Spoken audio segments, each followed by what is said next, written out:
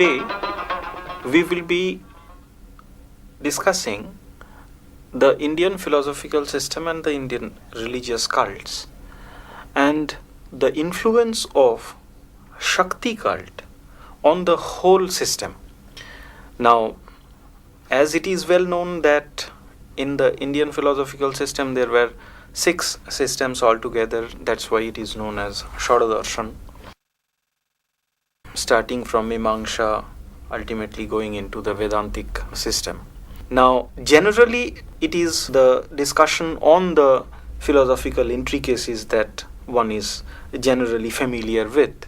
But another story, relatively unaddressed, is the influence of Shakti cult on the whole system as well as the religious cults, particularly all the religions like Jainism, Buddhism, then Vaishnavism, Shaivism, and ultimately Shaktism itself.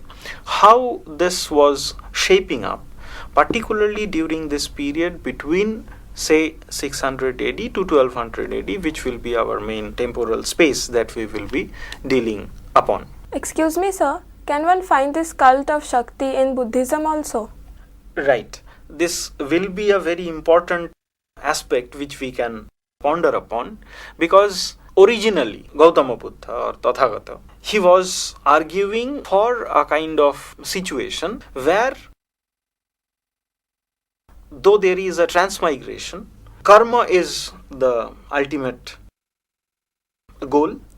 It is one's karma which leads to the transmigration, and if one performs the right deeds, ultimately one can extricate himself or herself from this transmigration of life. But basically he was against the concept of soul. That's why it is Niratmavadi, and it is a kind of atheist religion, a very peculiar kind of religion where the role of God is not very important. It is an individual who is performing some deeds through which one will extricate oneself out from this mundane world. Now, this was the original position of Hinayan, the lesser vehicle. But by say 2nd or 3rd century AD, there was a transmutation, or you can say a complete mutation of the original principle, and in the Mahayana, that is the greater vehicle, the propounders of this philosophy, it was not only a division of organization, but it was very important debate on the esoteric principles on the basis of which Buddhism stands. There, in Mahayana principle, we find a new concept coming, that is of Bodhisattva. If Buddha is so compassionate that he has left his own family and trying to find answer for the sufferings of the humankind, and not only humankind, the whole world, how can he be so selfish that he attains nirvana and goes out of this mundane world once and for all? So the concept of Bodhisattva comes, who has the capability of transcending this mundane world, but comes again and again till the date when the last person, or the last, not only the human being, the whole world is liberated from this misery. And with this concept of Bodhisattva, there were other changes taking place which was bringing the esoteric world and the mundane world together, where we find the tantric principle or the Shaktik principle, the female creative principle, becoming very important even for the Buddhist philosophy, how it was taking place. Now, in Mahayana, they were first arguing about, completely against the original impulses, that this world is a total void. It is Shunya. The mundane world, it is a kind of impermanent one, and not only impermanent, it is actually unreal world. What is real? That is a Buddha who is co-eternal, co-evil, who is everywhere present, and he is not a human being. He is a kind of ethereal one, who is present everywhere. Now from him comes the 5 Dhyani Buddhas, and every Dhyani Buddha has one Bodhisattva and a female creative principle, mainly in the form of Tara, who will come together, and in this coming together, a kind of copulation, a kind of sexual act, they will create the world. So in this manner, we find a total transmutation of the original Buddhist principle, and they were coming, at least in the Mahayana phase, they were coming closer to the absorption of tantric ideas. But this is not the end. This is actually the beginning, and it is happening around, say, 3rd, 4th century AD. Actually, every Mahayanist aspired to be a Bodhisattva, but not everybody was capable of reaching that point. Several Bodhisattvas like Avalokiteshvara and then Maitreya, who will come, a kind of concept like the Kalki avatar, they had a consort, a female consort. For instance, Avalokiteshvara, who is actually the embodiment of compassion, he will be having Tara as the female consort. Then Manjushri, who is the personification of wisdom, he is having a consort, either Lakshmi or Saraswati or both. So in this manner, even within the Mahayana fold, slowly there was a convergence towards absorption of the female creative principle that we called Shakti. Now, in the next phase, because they were continuously arguing with the Indian or the Hindu counterparts, they were also changing their own position, the Hindu philosophical systems as well as the religious cults. And with this change, we find by 10th, 11th century, the thunderbolt vehicle known as Vajrayan, they have come up. What was their argument? They were arguing that there are 2 principles, that is the male principle and the female principle. Say Upaya is the male principle, and say Karuna, which is the female principle. And if they come together, the world is created. In this thunderbolt vehicle, they are bringing in the imagery of sexual union, copulation, and which is now very prevalent in the Tibetan Buddhism. There, this female creative principle becomes much more predominant. Next stage, the locale was mainly in Bengal. The texts were Manjushri Mulakalpa or Gujja Samaj.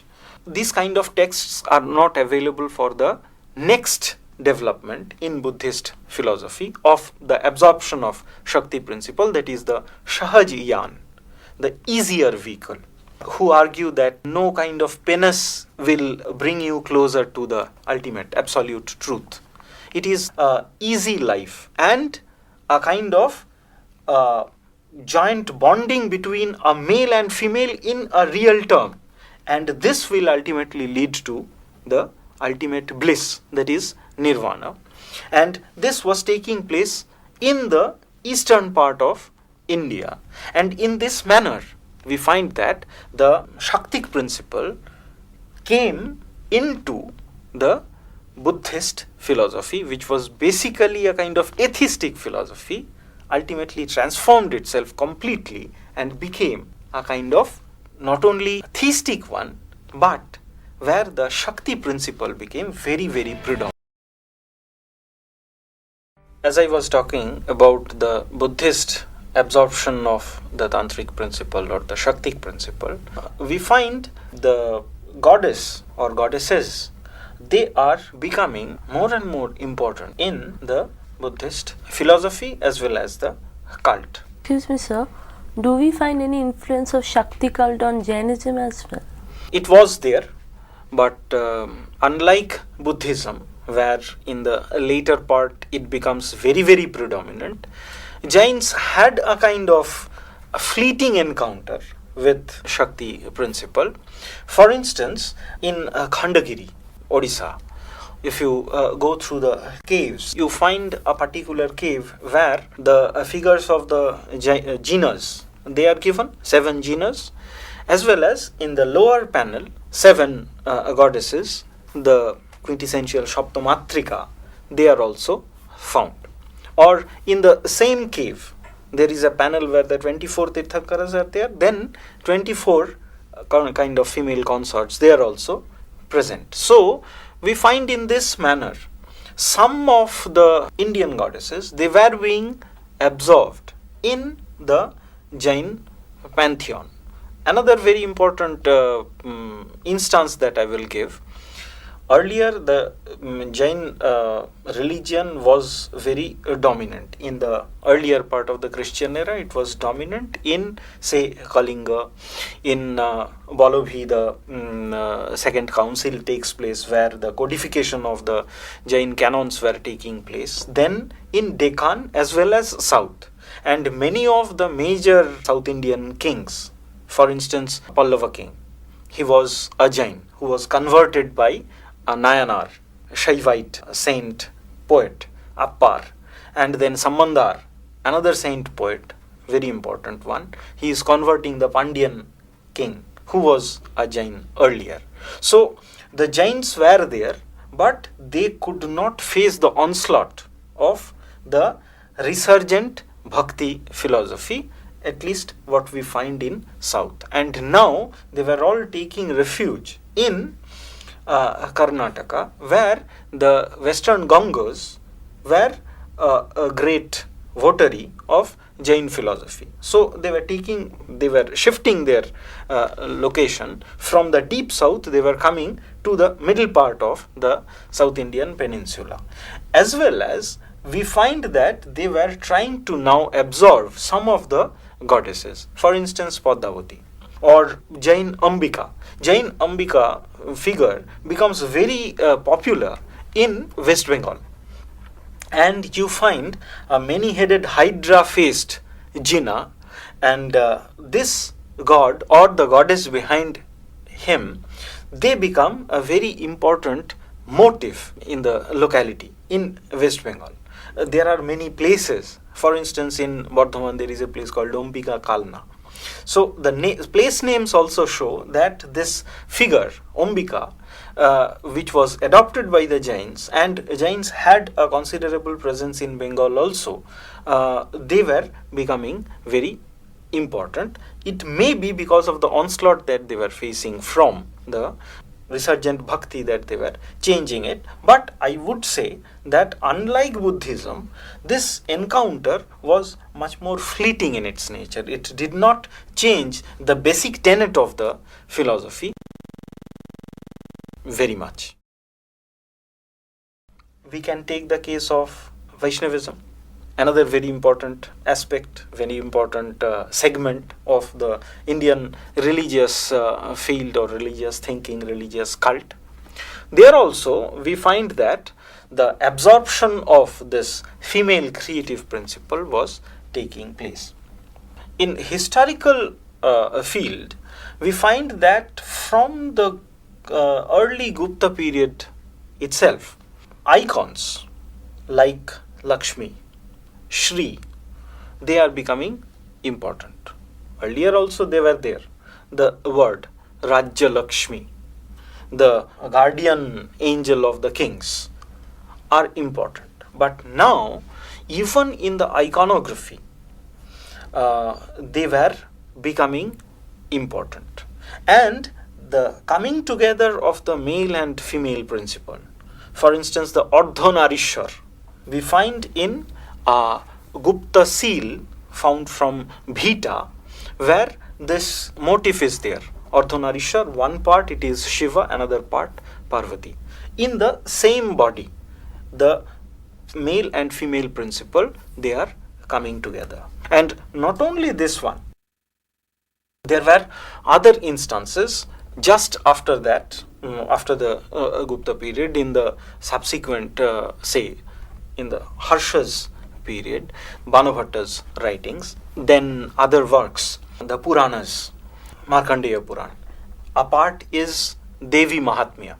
in Devi Mahatya, they are talking about different types of goddesses. One very important goddess, a very benign figure, is Lakshmi or Shri, who is the divine consort of Vishnu. The Vaishnavite saint poets, they were known as the Alvars. And among the Alvars, 12 main Alvars, we find only one female composer, Randal. And there we can say she is talking about a kind of bridal mysticism. She is viewing herself as the consort of God, who has exchanged her garland with the God. That is, sacred marriage has taken place between them. Now, in Andal's writing, the kind of imagery that she is using, it shows a kind of bridal mysticism which later will take the form of the concept of Radha, the divine consort of Krishna. So the seeds were there, but later it came into a full-fledged philosophical system when it was handled by Ramanuja in a particular fashion. Again, the question will come that how Shaivites, they were changing themselves. There we find that starting from Mahabharata itself, reference is there to Daksha Yajna. Daksha, he is organizing a grand sacrifice. He has several daughters, of which one is married to Shiva. But Shiva, because of his uncouth type of nature, he is not a very welcome in the household of Daksha, who actually forgets or deliberately does not send an invitation to Shiva. And when his wife finds the humiliation meted to Shiva, she actually sacrifices her life. And Shiva becomes a kind of mad person, carrying the corpse of his dead wife along with him. He is roaming around like a mad person. And when Vishnu finds this, ultimately realizes that it will ultimately lead to the death of Shiva, he with his Sudarshana Chakra cuts the pieces of Sati's body into different parts, and these parts fall in different places. And where these body parts fall, they all becomes Shakti Pithas, 51 Shakti Pithas all over India. Some of them, they are situated in Bengal also. The story is there in Mahabharata. Later it is developed a bit further in Puranas, even in the creative literature. For instance, Kumar Sambhava. There, the birth of Kumara, that is son of Shiva and Parvati, it is described. So, Shiva, he is having a blissful married life where Parvati is the benign wife, that is also there. And in this manner, from the very beginning, we have the reference of the creative principle, Shakti cult coming within Shaivism. But later, it is not just the benign feature of the Shakti cult, but the fierce manifestation of Durga, Mahishasura Mardini, we find in not only the literature but the sculptural depiction of this kind of features or motifs we find in the extant cave sculptures.